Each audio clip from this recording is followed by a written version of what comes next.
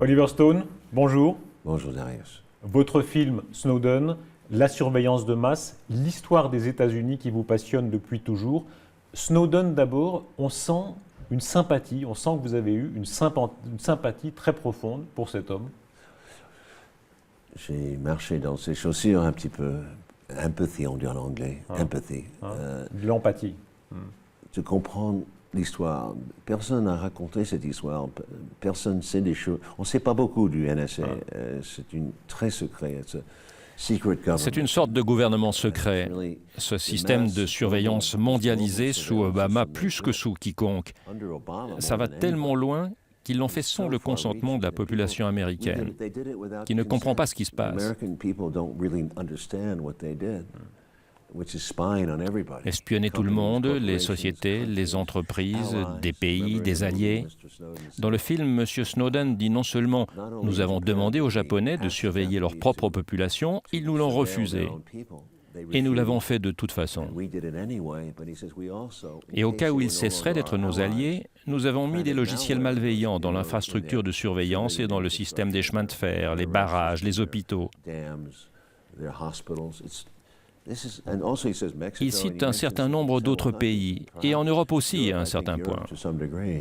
Vous racontez cette folie de l'espionnage partout, en Autriche. Partout, ils ont voulu espionner. Et vous montrez, l'Autriche, c'est absurde. Hein. Est-ce qu'il y a aujourd'hui aux États-Unis une tentation totalitaire? Est-ce que c'est quelque chose de totalitaire? Je crois, c'est ça qui me concerne le plus. C'est une mentalité d'emmener la guerre dans tous les pays. La militarisation, utilisant l'espionnage, créer des armées, développer l'OTAN par exemple, développer la force américaine bien au-delà des besoins. C'est véritablement une force mondialisée, c'est Star Wars. Vous avez toujours dit, autour des présidents américains, la dimension militaire, elle est omniprésente. Ils sont toujours là, les militaires. Ils ne sont jamais partis. Depuis la Deuxième Guerre mondiale, ça n'a fait que grandir. Le complexe militaire et la quantité d'argent dépensé. C'est le moteur de l'économie, il faut la guerre. Mais maintenant, c'est associé à tout le complexe de sécurité. Donc vous avez l'armée, l'industrie de la sécurité et la cyberguerre, qui est une nouvelle forme de guerre. Et les médias qui appuient, les grands médias, ils n'ont pas le droit d'être en désaccord. Ils peuvent mettre en question le gouvernement, mais ils ne le font que très rarement parce que c'est beaucoup plus facile pour eux d'obtenir des permissions, de faire des arrangements, continuer les affaires, d'avoir de la publicité, en évitant de faire des vagues. Donc la télévision et le cinéma sont de plus en plus pro-américains depuis les années 80, les années Reagan. Sur l'homme Snowden, vous avez plus de 70 ans maintenant, plus de 70 ans. Lui, 30 ans et quelques. Il y a une sympathie qui s'est faite. Comme vous, il était conservateur au début, hein, et il est devenu, sa conscience l'a fait changer, comme vous. I can tell you that il est froid. C'est un homme froid. Il n'a jamais été exterior person. He was an interior person. Il n'est pas expansif. He didn't want to be photographed. He's a spook. He's a spy. Il ne voulait pas être photographié. C'était un espion vivant dans un monde totalement différent du nôtre. Sa petite amie, Lindsay Mills, je l'ai compris en lui parlant, c'était le lien avec les émotions humaines. Et en lui parlant, j'ai compris qu'il l'aimait. Mais je ne peux pas dire que c'est quelqu'un comme moi.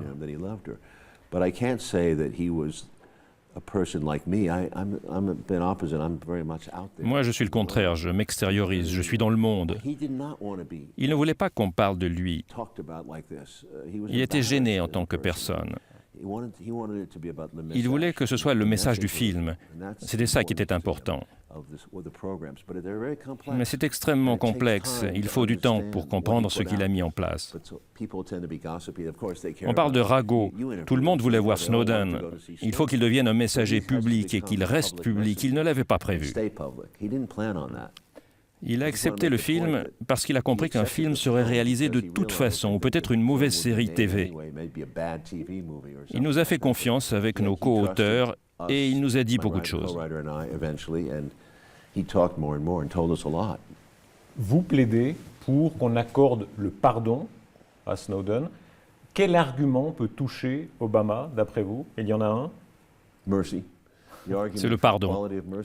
La qualité du pardon n'est pas étrangère à Shakespeare. C'est triste parce que Obama est un homme qui était bon sous bien des aspects.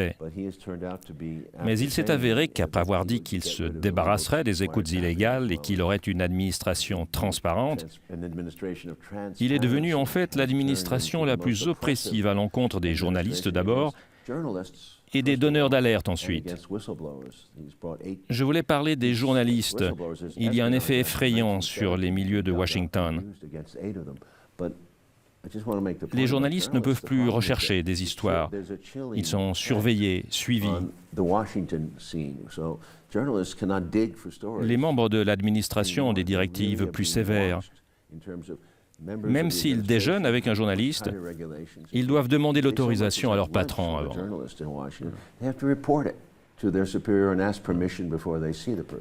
Dans votre film, le personnage d'Obama est décevant. Il promet et il déçoit. Ça compte beaucoup dans le parcours de Snowden. Il vous a déçu, Obama? Moi, oui. Je ne sais pas si vous avez vu l'histoire non écrite des États-Unis. C'est Une série de 12 heures. Et Snowden est extrêmement déçu dans le film. Pendant 5 ans, il pense que ça va changer et il n'y a pas de changement. Ça s'aggrave. C'est un monstre froid, Obama. Très froid. Très froid. Je crois qu'il est bonne famille. Moi, je l'ai rencontré même avant, il était président. Il avait un côté froid. C'était un politicien, tu sais. Carriériste, la carrière. Je crois. Et quand on lit sa vie avant la présidence à Chicago, il n'a jamais démontré un esprit de confrontation. Il est connu pour rechercher le consensus. C'est le côté calculateur, n'est-ce pas? Extrêmement calculateur. Oui, je crois. Les présidents américains, vous les avez portraiturés, JFK, Nixon, Clinton. Vous êtes très sévère sur Clinton. Vous dites, elle a un côté guerrière. Hein. Au cœur de ce personnage, il y a la guerre. Hillary Clinton est plus dure qu'Obama. Obama, au moins en Syrie, n'est pas allé à plein régime. Je pense que nous devons nous attendre à ce qu'elle le fasse si elle est élue. Je pense aussi qu'elle sera plus agressive contre la Russie. Elle l'a prouvé. Elle voulait détruire le régime de Kadhafi et ça a été un désastre. Elle était pour la guerre en Irak, la première et la deuxième, et pour l'Afghanistan. Pardon, d'où est-ce que ça vient chez elle, ce côté guerrière? Pourquoi? Ça, je ne peux pas vous le dire. Margaret Thatcher avait les mêmes impulsions. Elle aime les militaires, elle pense que ce sont des durs. Peut-être qu'elle a quelque chose à se prouver psychologiquement. Elle n'admet jamais ses erreurs non plus, ça fait peur. Bush était comme ça. Je pense qu'elle est un peu comme Bush. Elle représente certaines valeurs fondamentales, mais lorsqu'on parle de guerre et de paix, qui est l'élément le plus important, je crois que c'est négatif. Entre Hillary Clinton et Donald Trump, il faudra choisir. Vous choisirez. Très franchement, aucun des deux n'a parlé de la surveillance policière. Ils en veulent plus, tous les deux. Aucun d'eux n'a parlé des guerres ou du changement climatique. Enfin, quoi que ce soit de sérieux. C'est une affaire d'ego, de personnalité. Je pense qu'elle va gagner, mais je ne pense pas que ça rendra les choses plus simples pour l'Amérique. Donald Trump, vous l'avez connu, vous l'avez pratiqué. Il a vraiment un ego aussi maladif, pathologique? Je ne suis pas un psychiatre certifié, mais oui, je crois qu'il peut être dangereux. Il y a une folie en lui. Et chez elle, une va-t-en-guerre. Donc c'est entre une va-t-en-guerre et un fou. Est-ce que c'est vrai l'anecdote que quand vous le faisiez tourner, juste après, il disait « j'ai été génial » ? Oui, mais il est charmant. Il a une manière de faire les choses qui le rend très télégénique. Il a beaucoup de charme. Il a un charme spécial à lui. Oui. Il peut gagner. I don't think so. Je crois pas, non. Sauf si... Mais leur mensonge à tous les deux recèle des scandales, je pense que vous le savez. Clinton, les gens ne l'aiment pas. Ils sentent qu'elle ment, qu'elle joue la comédie. Même quand elle sourit, ça sonne faux. Donc je pense que les Américains, même s'ils votent pour elle, ils ne l'aiment pas. Ce serait un peu... Malheureusement, nous avons le choix entre la peste et le choléra. L'immigration, ça a pris une place énorme dans le débat américain. Il y a une peur de l'homme blanc américain, une peur de l'homme blanc. Je crois que oui. Je crois que l'homme blanc se sent en danger économiquement, socialement. Le système de la classe moyenne s'est désintégré. Mais ces guerres rendent le pays imprudent. Je connais des jeunes de 30 ans qui votent pour Trump, de jeunes hommes d'affaires, parce que Trump est fort. Ils pensent que Reagan était fort. Reagan, vous faites la comparaison. Reagan, on a dit qu'il était dangereux, et à la fin, il a fait des choses intéressantes. Est-ce que vous pensez que Trump peut être, comme Reagan, quelqu'un qui amène des choses positives aussi?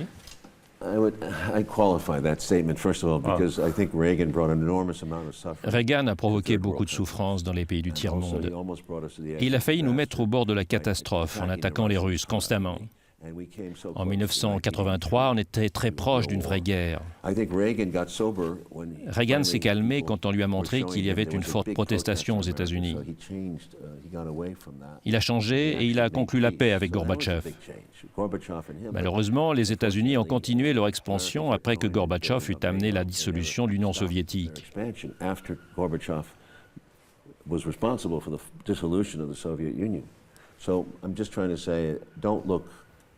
Reagan n'est pas un modèle, c'est un faux modèle, c'est un mauvais modèle.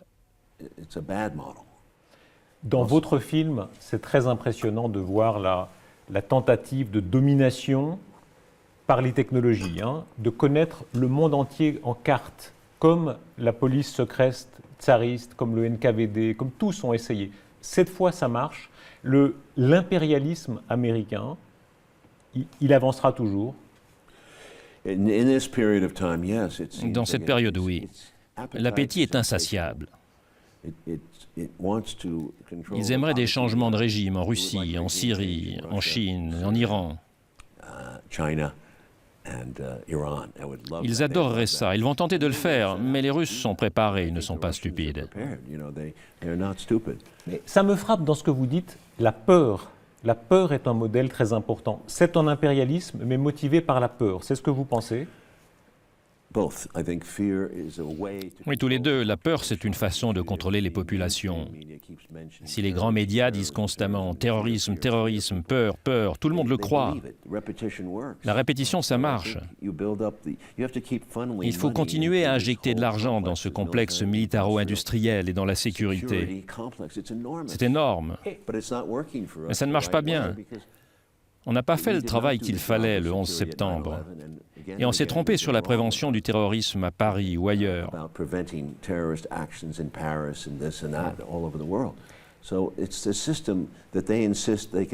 Ils disent qu'il faut injecter toujours plus d'argent et d'agents. En fait, c'est l'inverse qui semble vrai. Pour du bon travail, il faut des cibles choisies. Il y a des terroristes, nous les avons développés en mettant tant de soldats au Proche-Orient et au Koweït. C'était une erreur.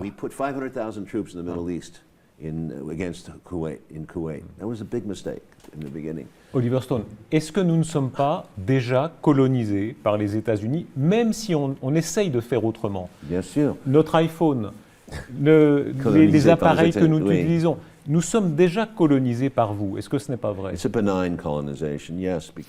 Oui, c'est une colonisation douce parce que cela génère un certain confort matériel, les voitures, les téléphones, les ordinateurs. Mais il faut penser à la contrepartie. La Suisse que j'ai connue quand j'étais ici en camp dans les années 50 était beaucoup plus indépendante et neutre. Moi, je pense qu'ils auraient probablement à l'époque donné l'asile à un Snowden ou à ceux qui ne voulaient pas être sous les drapeaux en France sous De Gaulle. Oliver Stone, dans l'interview que nous avons faite de Snowden, il disait « Les services suisses, par exemple, sont sous emprise américaine. » Ça, c'est le destin inévitable? Ça semble être le cas. Mais au moins, vous avez des votations en Suisse. Aux États-Unis, on n'a même pas le choix. Vous votez pour plus de sécurité parce qu'ils vous font peur. Snowden est bloqué en Russie. S'il peut aller ailleurs, la Suisse serait une bonne solution d'après vous? Je crois qu'il serait très heureux d'être en Europe. Il a parlé de l'Allemagne et le Parlement allemand a montré des ouvertures. Le Parlement européen aussi a dit des choses audacieuses. Mais les États-Unis ont un certain contrôle. Vous avez pu le voir quand le président de Bolivie est rentré de Russie. Ils l'ont forcé à se poser pour examiner son avion. Donc les États-Unis tiennent les autres pays otages au travers de leurs médias, du matérialisme, de la cyberguerre qui est une nouvelle forme de guerre. S'ils ont des logiciels malveillants dans les systèmes européens, ils peuvent détruire vos systèmes. Dans votre film, un agent se moque de Snowden en lui disant « Tu es Blanche-Neige ». Comment on dit Blanche-Neige en anglais? Oui, Snow White. Ouais. Est-ce que vous n'êtes pas, vous, parfois Blanche-Neige? Parce que les Américains, oui, sont impérialistes, mais ils ont contribué à nous sauver du nazisme, à nous sauver du soviétisme, de l'Union soviétique. Aujourd'hui, ils sont une force déterminante contre l'islamisme. Est-ce qu'on n'a pas besoin de cet empire? Vous vous trompez sur deux de ces points. Les Russes ont gagné la guerre européenne. Ils ont contribué. Ils ont tué 5 soldats allemands sur 6.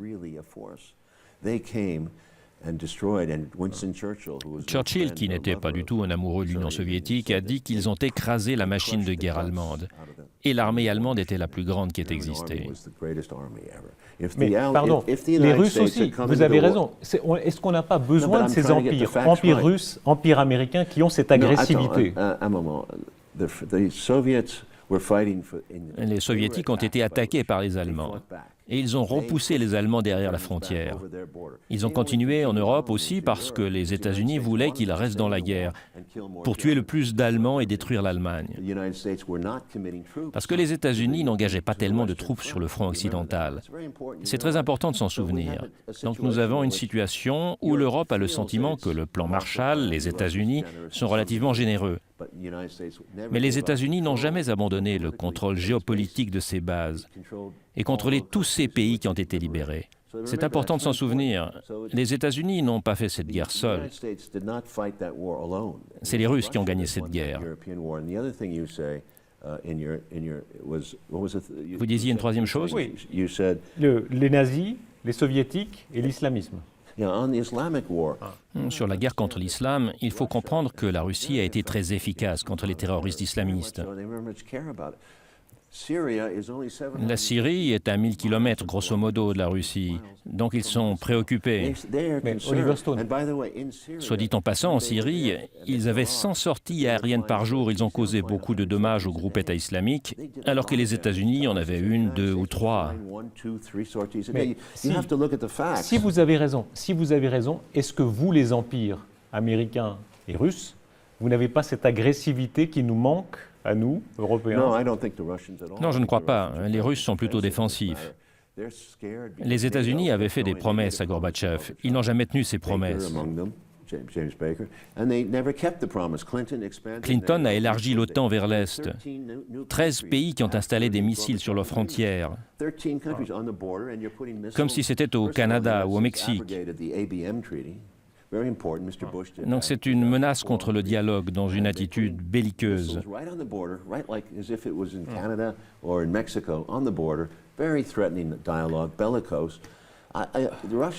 Et les Russes, que peuvent-ils penser? Pourquoi est-ce que Poutine est tellement populaire? Parce qu'il représente une grande force pour l'autoprotection, appelons ça du nationalisme.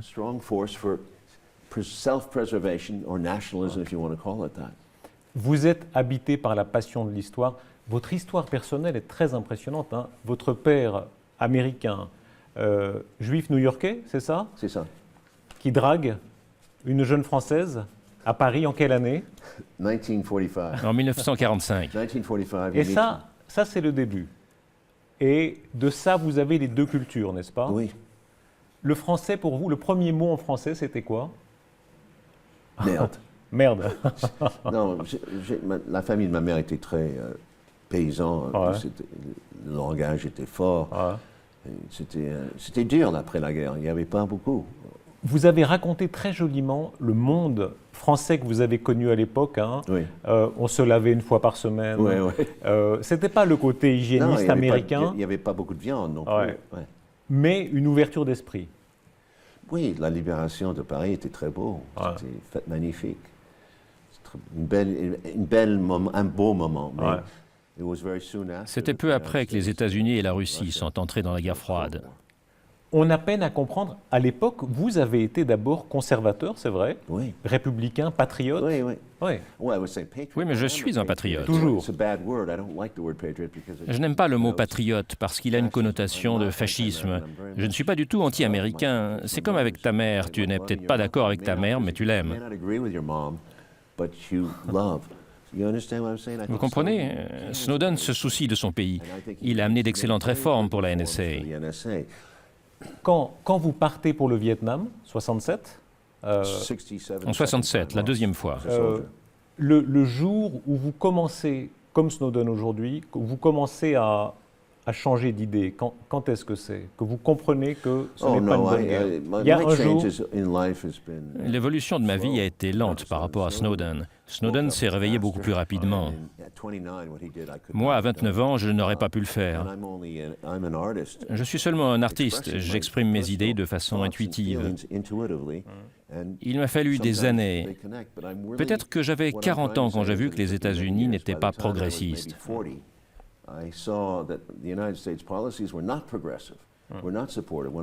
Ils ne soutenaient pas la démocratie en Amérique centrale. Il était clair que nous étions avec les méchants contre ceux qui tentaient d'amener des réformes.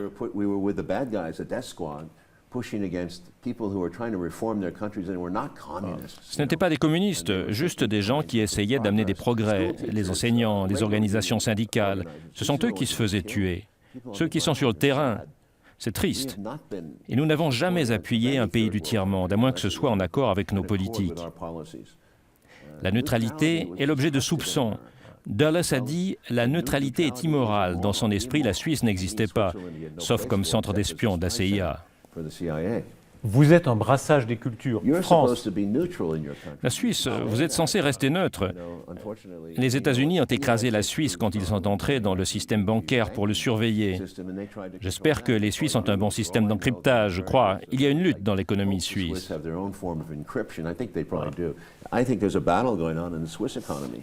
Vous êtes brassage des cultures. Le père juif mais non pratiquant, la mère catholique, un de vos fils, votre fils qui s'est converti à l'islam, je crois. Vous, bouddhiste, c'est vrai? C'est vrai cette histoire? Vous êtes bouddhiste? Mon fils a été en Iran. C'est un être libre. Il travaille à la télévision en Amérique, au cinéma. Moi, j'ai grandi comme protestant. On a tellement dit que... Et je deviens bouddhiste, étudiant du bouddhisme. Maintenant? Depuis 25 ans, je suis. Vous méditez? Oui. Oui. On a dit toujours, Oliver Stone est en colère. Ça vous a changé un peu? Oui. Vous êtes moins en colère? Il faut être en colère quand on dit ce que l'on croit, quand on dénonce ce qui est faux. La colère, c'est bien. La colère, c'est bien aussi, non? Je ne crois pas dans les mensonges. Mon rôle dans la vie est d'être plus conscient.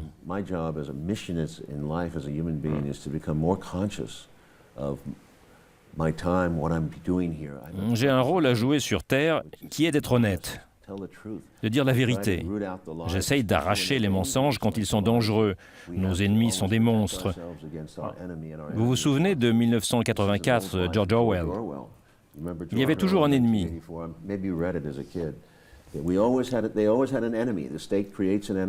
L'État crée un ennemi à la télévision et l'ennemi, on le change la semaine d'après. Noriega une semaine, ensuite Hussein, maintenant c'est Assad ou Poutine. Il y a sans cesse un changement d'ennemi pour garder l'idée d'une guerre. La dernière question, Oliver Stone. Vous avez plus de 70 ans, 71 ans maintenant. Vous avez pratiqué... 70. Vous avez pratiqué Arafat, Castro. Vous êtes passionné pour toute l'histoire du siècle. Quand vous disparaîtrez, quand vous mourrez, vous aimeriez qu'on dise quoi de vous?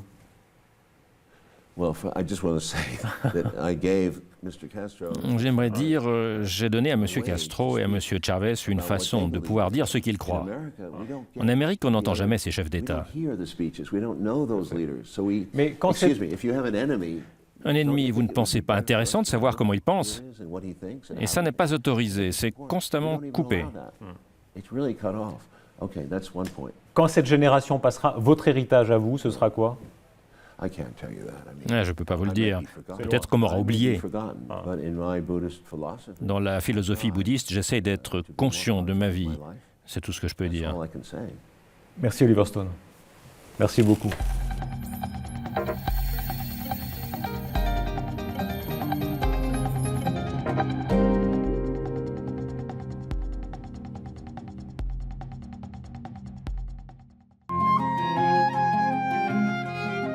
Pardonnez-moi avec le matin dimanche.